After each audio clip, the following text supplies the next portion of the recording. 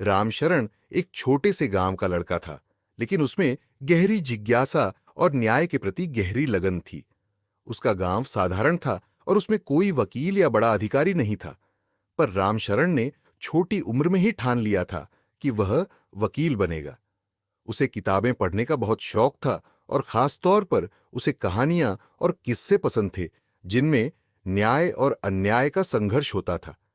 रामशरण ने अपनी प्रारंभिक पढ़ाई गांव के ही सरकारी स्कूल में पूरी की। स्कूल में भी उसके शिक्षक और दोस्त उसे बड़े प्यार से अधिवक्ता बाबू कहकर बुलाते थे, क्योंकि वह हमेशा अपने दोस्तों के झगड़े सुलझाने में लगा रहता था। जब भी किसी का झगड़ा होता, रामशरण उसकी तह में जाकर समस्या को समझता और फिर दोनों पक्षों की बातें सुनकर अपनी राय देता। उसके समझदारी भरे फैसलों के कारण गांव के लोग भी उसकी तारीफ करते थे।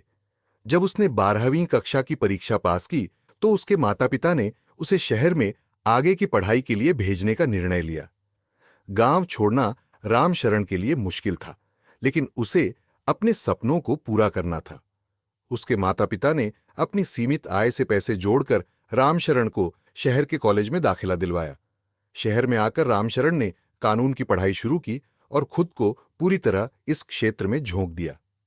रामशरण का कॉलेज का सफर आसान नहीं था।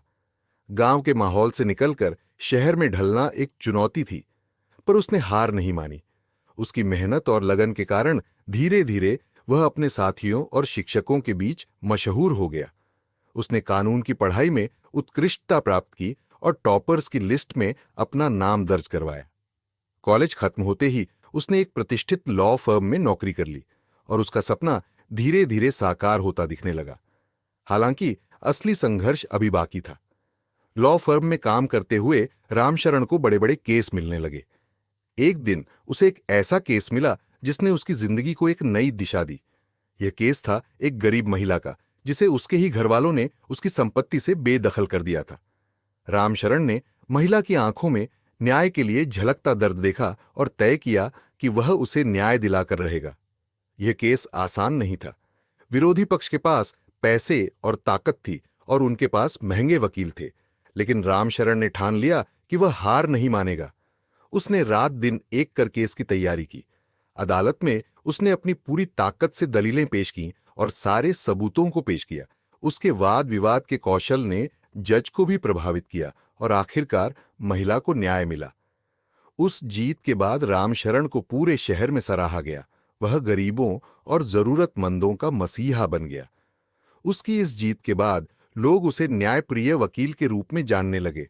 उसने अपना एक निजी कार्यालय खोला और वहां ऐसे लोगों के लिए मुफ्त में केस लड़ने का निर्णय लिया जो पैसे के अभाव में न्याय से वंचित रह जाते थे।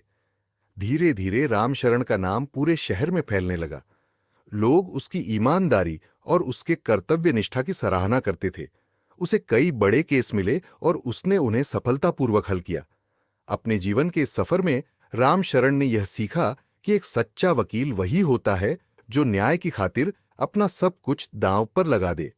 समय के साथ वह और भी बड़े मुकदमे जीतता गया और लोगों के दिलों में उसकी जगह पक्की होती गई। उसकी यह यात्रा साबित करती है कि यदि इंसान में सच्चाई और कड़ी मेहनत का जज्बा हो, तो वह किसी भी चुनौती को पार कर सकता है।